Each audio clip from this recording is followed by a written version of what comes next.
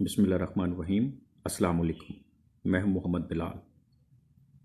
آج سے ہم لوگ اپنے کرو ممکن کے چینل پر ایک نیا سلسلہ شروع کرنے جا رہے ہیں، جس میں انشاءاللہ ہم لوگ استاد محترم جناب قاسم علی شاہ صاحب کی کتاب ذرا نام ہو، اس کی کوٹیشنز جو ہیں وہ آپ کے سامنے پیش کریں گے۔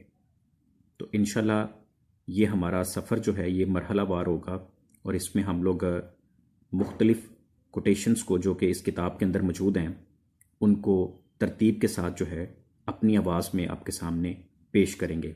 تو آئیے شروع کرتے ہیں آج کی قسط نمبر 1۔ انسان کو اپنے اصل چہرے کی شناخت کے لیے بھی ایک لمبا سفر درکار ہوتا ہے۔ اللہ کریم کا بڑا کرم یہ ہے کہ آپ کا باطن سب پر آشکار نہیں، ورنہ آپ شرم سے ہی نفسیاتی مریض بن جائیں۔ کبھی کبھی اپنی ذات کے لیے بھی مفتی بن جائیں، بہت سے مفتیوں کے فتوے سے بچ جائیں گے۔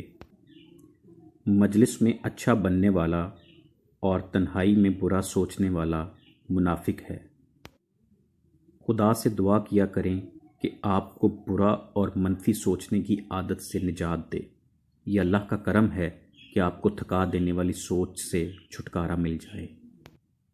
فائدہ تو فائدہ، لوگ لاشعوری طور پر اپنے نقصان کے لیے بڑی محنت کرتے ہیں۔ بہت سے لوگ چڑیا کے شکار والی بندوق سے شیر کا شکار کرنے کی کوشش کر رہے ہوتے ہیں اور شیر ان کو کھا جاتا ہے۔